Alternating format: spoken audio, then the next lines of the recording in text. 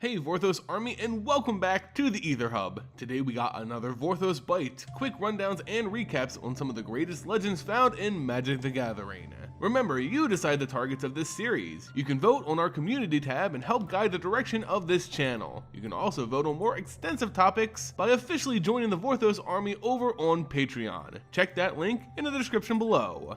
So today's Vorthos Bite is on one of the ancient Elder Dragons of early MTG history, although we discovered it's not as early as we thought, apparently. And no, not those Elder Dragons, think Ancientier.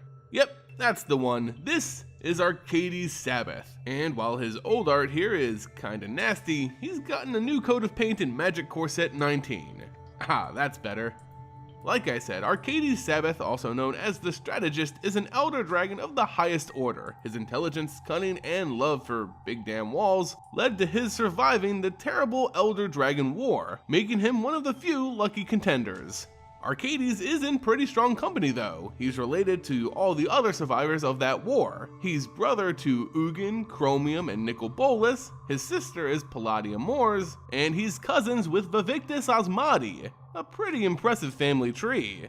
Like all other Elder Dragons, Arcades was hatched from the Dragon, the very aspect of dragonkind itself. As the Elders began to emerge, out of them all, Arcades was the first one savvy enough to name himself, being the first of his kind to place his own name, while his brothers Ugin and Nicol Bolas actually named each other. We got some pretty free thinkers in this family, let me tell ya. Upon his birth on a yet-to-be-known plane, Arcades looked to the horizon and saw tall gleaming structures in the distance. He was immediately drawn to these figures and discovered it was an impressively defensive fort built by a society of humans. Looking to learn more of these creatures, Arcades took up residence at this fort, and the humans reacted rationally, worshipping the giant powerful dragon as their dragon lord. Arcades, in his powerful position, learned all he could about humans and their society, along with their ability to plan and adapt to situations.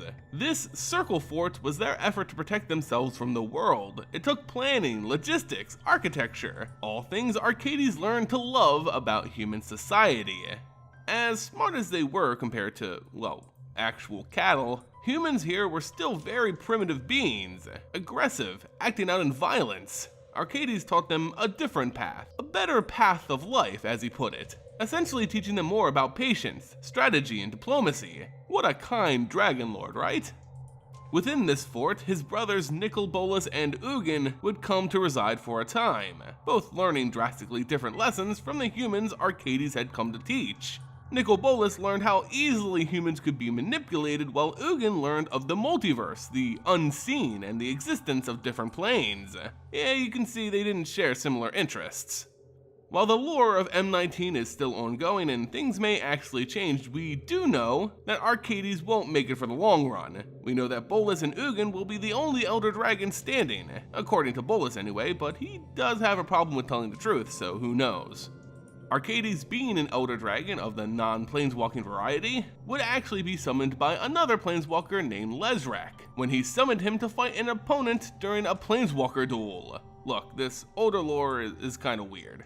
So Lezrak was fighting another planeswalker by the name of Christina, summoned an Elder Dragon presumed to be Arcades, which was then killed in the duel. There's not a lot of information on this that I could find, but yeah, it just seems like Arcades is used as a weapon and is killed off. Hopefully we learn more as he's reprinted as Arcades the Strategist in M19.